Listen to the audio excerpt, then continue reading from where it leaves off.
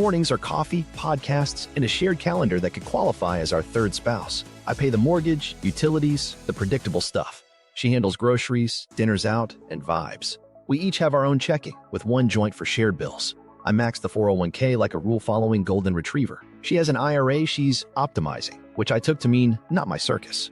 Her investing thing starts cute. She folds towels while explaining options like she's reading the back of a cereal box. Theta decay, she says, and I nod like, yes, my Greek cousin Theta, great guy. Reddit voices fill the living room. She jokes, don't worry, I keep it small. Love is lazy. I outsource vigilance. I let She's Smart do the heavy lifting while I shop for a grill we don't need. We even named our emergency fund Oh No, which was adorable foreshadowing. She swipes her card more than usual, says work dinners will reimburse, and I'm like, cool, capitalism. Twice her card maxes for a day, which sounds like a normal credit card having a panic attack. I ask questions. She teases me. Want a seminar? I absolutely do not. I would like quiet Sundays and a life where the only thing that decays is bananas. Then the deflection sharpened. Don't worry about it, she says whenever I bring up money, like I'm asking about her skincare routine. There's cash for spin class tips, new clothes that are samples, and a transfer labeled reversal fee that reverses nothing and fees my soul. It sits there on the statement like a typo with a smug face, but I still keep the peace. You can love someone and still ignore the obvious. Turns out that's also how you get a masterclass in consequences. Red flags stack up. Then the map of dumb choices starts drawing itself. Tiny charges pop up at weird hours in neighborhoods we don't visit, like my joint account is taking a ghost Uber tour. Saturday transactions say conference center, but her calendar says self-care, and my wallet says, why am I funding a TED Talk at midnight? Hotel bars with a city tax at 1:12 a.m. Sure, must be an S&P after party. Her schedule drifts into a different time zone called That's Not How Markets Work. She lifts at night because, apparently, the market opens when the moon does. She has a coach who only appears after 10 p.m. and needs whispering on the patio.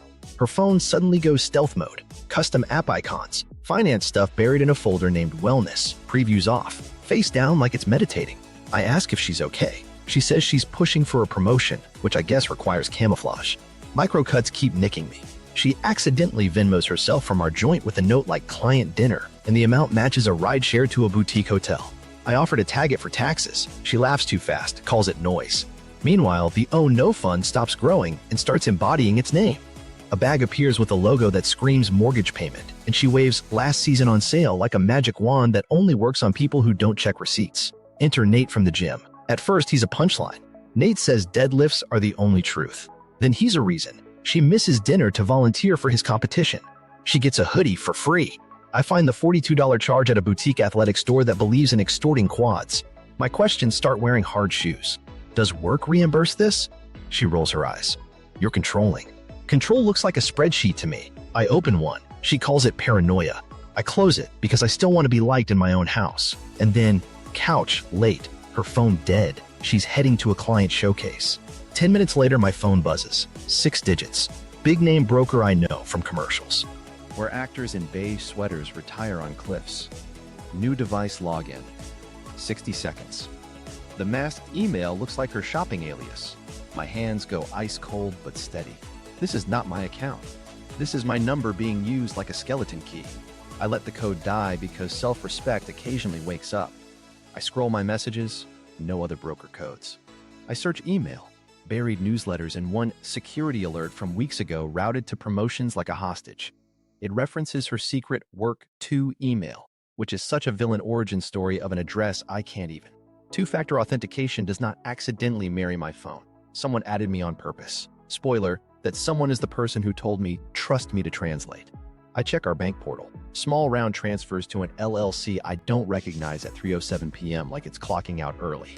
Memos, ops, refill, consult, which is what you write when the truth would look ugly typed out. I consider calling her. I don't. Surprise is a one-time coupon. I'm not wasting it on a car argument. So I go full midnight detective in sweatpants. Carrier app shows my number on a shared verification for that brokerage in the last 90 days. Timeline matches the week she started. Sunday recaps. I request my data from the broker's privacy portal using the fact that I'm a verified contact. It pings back masked emails, her main and that work too, plus device IDs I note like I'm auditioning for CSI Divorce. Another code hits, profile update. She's in settings trying to cut me out like I'm a coupon that expired. I let it die. I turn to the joint account and find 2 cute micro deposits, test transfers for an external link. except she sent a single clean $1. Sloppy, charming, illegal adjacent. I tell myself one thing at the kitchen counter: protect the house first, prove the rest second. Morality and prudence can carpool. I add bank alerts, flag the HELOC for dual authorization, and write down case numbers like I'm keeping score at a funeral. I text her, "How's the showcase?" She replies, "Late, heading home. You up?" I send a thumbs up and set a reminder to call a lawyer before breakfast. The fridge hums like it's judging me. I hum back. I'm old enough to know when the math is about to roll over my feelings. I'm young enough to still make it funny while it does. The 2FA code lands. It's late, the kind of quiet where the fridge hum sounds like it's practicing a TED Talk. Her phone is dead, which lately means socially alive somewhere else. My phone lights up with corporate confidence. Verification code for a brokerage I don't use. New device login. 60 seconds. The masked email ends with her cute coupon alias, and my number is the designated chaperone. Oh good, I'm the security blanket for the account I've never met. First instinct, rage slam the code in and go full mission. Impossible. Second instinct, I like jail-free living. So I let the code die like a houseplant in a bachelor apartment and open notes like I'm writing a breakup letter to denial. Two-factor doesn't wander. You have to pick a device, confirm it, save it. She added me the way you add cilantro to a recipe I didn't order. I scroll my texts, no prior codes. I search email, marketing fluff, and one security alert, profile change. From 3 weeks ago, hiding in promotions like it knows what it did. It references her work to email. I swear that address has a villain cape. Deep breath. Research montage, but with less lighting and more under-eye bags. I hit the broker's privacy portal. Request data tied to your verified contact. I'm the verified contact. I answer a security question I shouldn't know. Childhood Street, obviously, and boom, confirmation. Data package in 72 hours to both the masked email and my number. I didn't break in. I asked nicely, as a trusted doormat. While I'm steadying my halo, another text pops. Verification code for profile update. She's racing me to the exits, trying to swap my number out mid-heist. I set the phone down like it's a toddler with scissors and let that one expire too. I'm not playing whack-a-mole with felonies. Bank portal time. The joint account shows those round transfers to Mystery LLC, always at 3:07 p.m. like she's clocking out of ethics. Memos, ops, refill, consult. That's not accounting, that's Scrabble. I set hair trigger alerts. Any transfer over $100, wake me like a smoke alarm. I call the HELOC lender, drop a pleasant household finance review, and request dual authorization on draws. The rep says, of course. I write down the case number like it's a baby name. Carrier app, next. Under shared verification, I see the broker listed with a timestamp that lines up perfectly with the week she started, Sunday recaps. Cute. She set me as the backup bouncer while telling me not to worry about the VIP list. Temptation taps me on the shoulder. Call her. Go loud. Get answers. But surprise is a coupon you can only scan once. I keep it. Instead, I check my Cloud backups for the screenshots folder nobody remembers exists. Months ago, we turned on TV slideshow, and her phone started pushing tiny thumbnails like carrier pigeons. I don't need the photos. I need the metadata, timestamps, locations, device models. I whisper, "Hi, EXIF," like a creep. The fridge hums again like it's coaching me through a divorce. I hum back and open my employer portal. Surprise party. There's an external investment link siphoning my bonus to an account I do not own. I kill the link, print the confirmation, and add "Please fire past me" to my to-do list. Ping. New code. Same broker. Add trusted device. She's trying to staple a new phone to the account with my number holding the ladder. I stare at the screen like I'm watching a raccoon test a bungee cord. I let it die. I'm not her IT department. I place one tiny transfer, $1, from our joint to the LLC to see if the shadow plumbing burps. If my number is still tangled in her backup factors, something down the line will ping. 2 minutes later, profile access verified. So I'm still the emergency contact for the emergency I'm reporting. Neat. I text her, "How's the showcase?" She replies, "Late. Heading home? You up?" Which is married person code for please don't ask follow-ups. I send a thumbs up and add call lawyer at 8 a.m. to my calendar, right between pretend to sleep and fresh coffee, heavy thoughts. I file a data portability request with the broker's pro and retail portals. 2 different acknowledgements, 2 different case numbers, both to my number. So, 2 accounts, 2 doors, 1 clown car. Last thing, I rename a smart speaker routine to Good Night House. When I say it, it recites balances out loud. Joint, last transfer to the LLC, HELOC available, last broker funding. Neutral robot voice reading her greatest hits. I test it once. The house says, external funding to brokerage, dollar, and my spine sits up straighter like it's paying attention in class.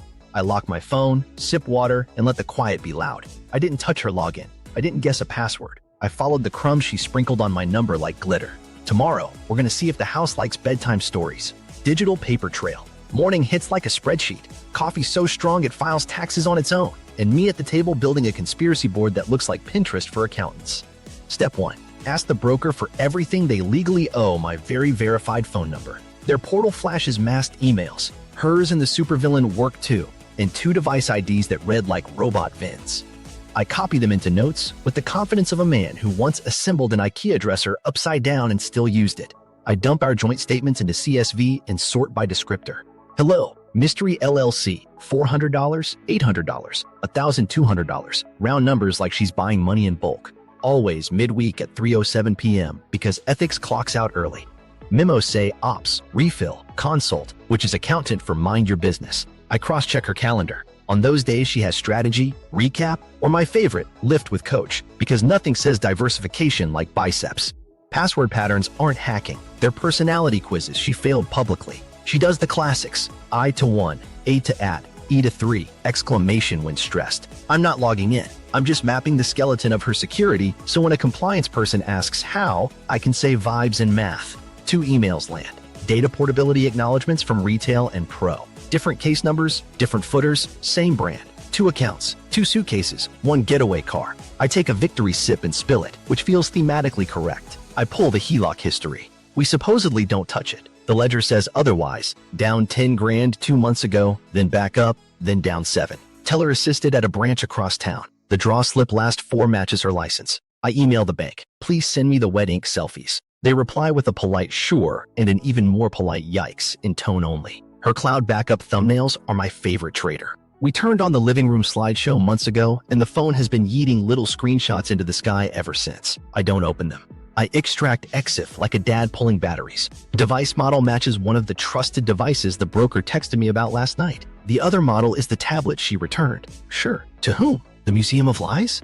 Bank alerts ping. 2 micro deposits and a reversal to the LLC, except the descriptor spells the name wrong by 1 letter like it's in witness protection. I run the entity through the state registry. The LLC is real with a registered agent that lives in a P.O. box next to a gym and a notary. Efficiency is cheating with a receipt. I make a ledger that would make your therapist proud.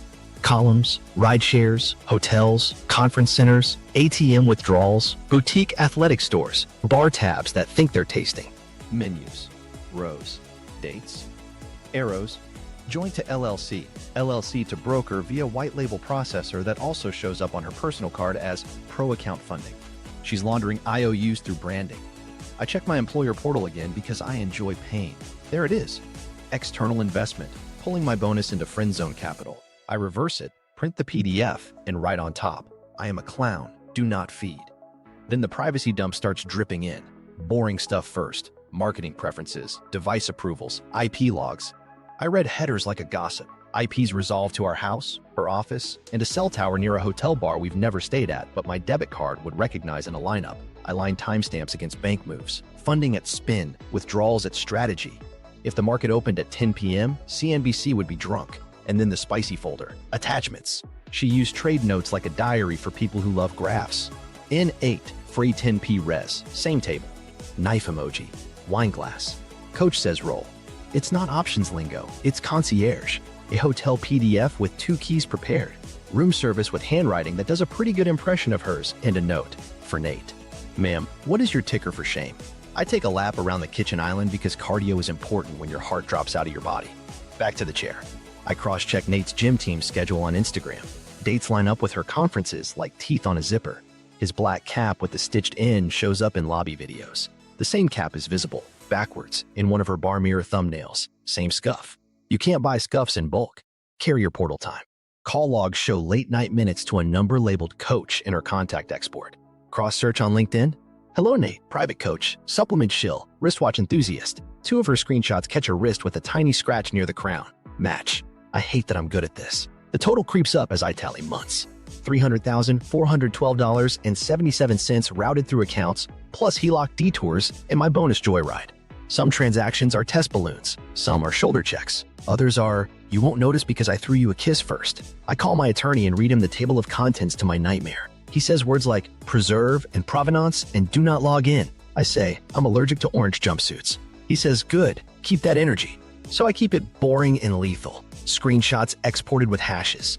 Emails forwarded with headers. Device IDs copied without touching content. I am an archivist at the Museum of Bad Decisions, and today's exhibit is How to sponsor a man who says deadlifts are the only truth. The house is quiet except for my dog sighing, like he misses when I made eggs at this hour. I scratch his head and say, "Buddy, we're going to get your yard back." He sneezes. Same.